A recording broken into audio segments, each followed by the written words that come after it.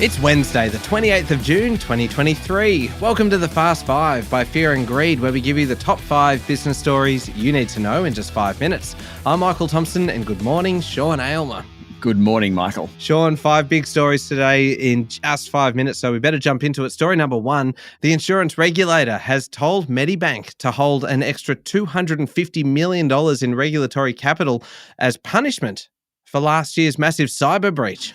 The Australian Prudential Regulation Authority said it would force Medibank to hold the extra money until the company can complete a more detailed remediation plan, and the regulator will also conduct its own targeted technology review to ensure the company's standards are up to scratch. Last year, a cyber breach resulted in medical details of millions of Australians being stolen and posted online. Shares in the company dropped immediately after the announcement yesterday. It finished the day down 4%, the worst of the top 200. The company's facing down 3 class action lawsuits from customers and shareholders already.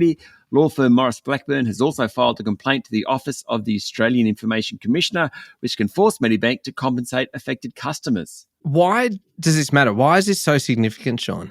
Well, the fact that Medibank has to hold an extra $250 million in capital means it's less able to invest as it would like. But it's a big company. It's not going to break the bank or the insurance company in this instance.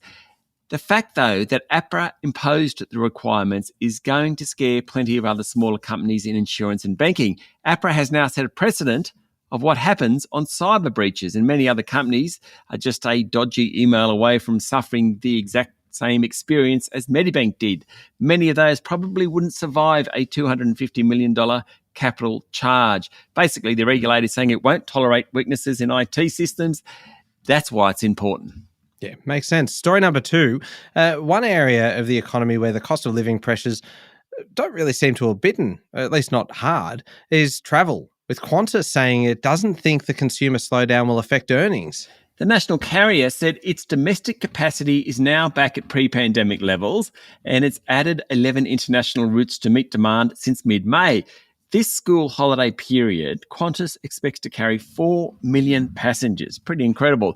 The top domestic leisure destinations include the Gold Coast and Cairns, while new international routes include Sydney, Auckland, New York, and Perth, Rome. Qantas said it's taken delivery of 6 new aircraft since the beginning of the year, including its 8th Airbus A321neo long-range aircraft. The 9th is due next month.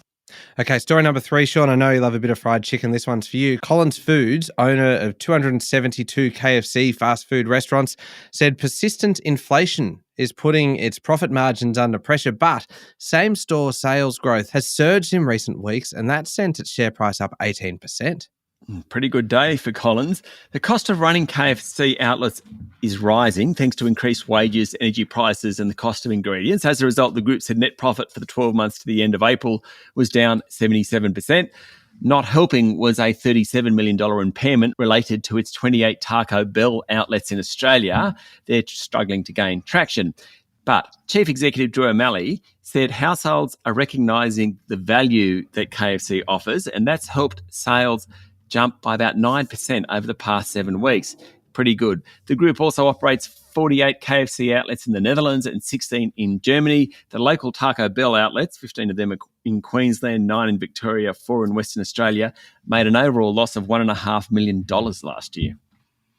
Sean, there is story number 4, a labour shortage in the dairy industry in Australia. But by labour, I mean there's not enough cows to supply milk, and that's pushing up prices.